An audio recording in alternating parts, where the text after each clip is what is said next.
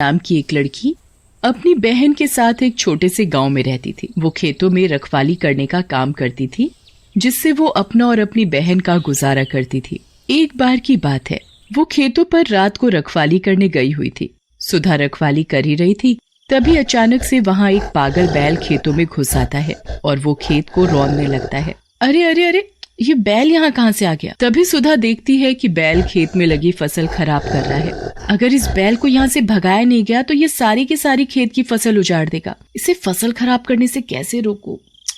अगर इसे जल्दी नहीं रोका गया तो ये सारी की सारी खेत तबाह कर देगा। सुधा इधर उधर देखती है, पर उसे कुछ समझ नहीं आ रहा था कि वो बैल को खेतों से कैसे भगाए।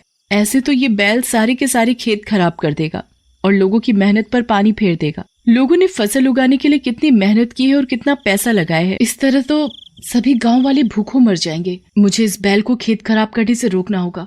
इससे पहले कि ये बैल सारे के सारे खेत खराब करे, मुझे इसे जल्दी रोकना होगा। क्या करूं, कैसे भगाऊं इस बैल को? मेरी तो कुछ समझ में नहीं आ रहा कि कैसे इसे खेत खराब करने से रोकूं। तभी सुधा की नजर एक डंडे पर पड़ती है और वो डंडा उठाकर उस बैल को डरते डरते पीछे की तरफ से मारने लगती है। भाग भाग भाग! तभी बैल सुधा की तरफ मुड़ता है और उसे अपनी लाल लाल आंखों से घूरने लगता है। अरे बाप रे, ये बैल तो बड़ा ही डरावना है।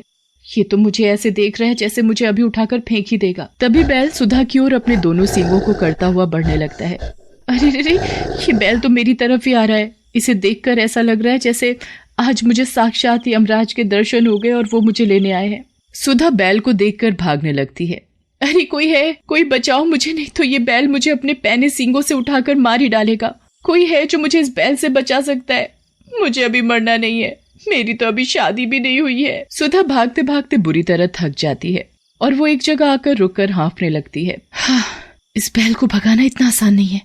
चाहे जो हो जाए, मैं इसे गाँव वालों के खेत की फसल खराब नहीं करने दूंगी, चाहे इसमें मेरी जान ही क्यों न चली जाए। तभी देखते ही देखते बैल सुधा के सामने आकर खड़ा हो जाता है और वो अपने दोनों सींग सीधा उसके पेट में गाड़ देता है और उसे दूर जमीन पर फेंक देता है। सुधा के पेट से खून बहने लगता है और वो बुरी तरह तड़पने लगती है। हाय रे मेरा पेट, कोई बचाओ, कोई है तो कोई बचाओ। सुधा अपना पेट पकड़कर जैसे तैसे खड़ी होती है और भागने की कोशिश करती है। इस बैल ने तो मेरी हड्डी पसली तोड़कर रख दी। तभी बैल फिर आ जाता है और सुधा को जोर से उठाकर जमीन पर पटक देता है, जिससे उसकी मौत हो जाती है। फिर वो पागल बैल वहां से चला जाता है। अच्छा हुआ ये बैल यहाँ से चला गया, चलो कम से कम खेत खराब होने से तो बच गए।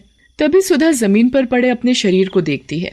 अरे, ये जमीन पर तो मैं पड़ी हूँ, पर यह कैसे हो सकता है? मैं तो यहाँ हूँ। फिर सुधा अपने ही शरीर को हिलाने लगती है।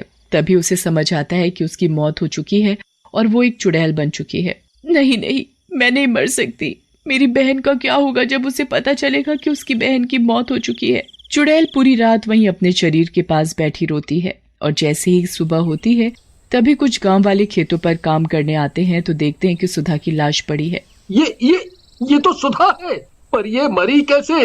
इसे किसने मारा होगा और इसके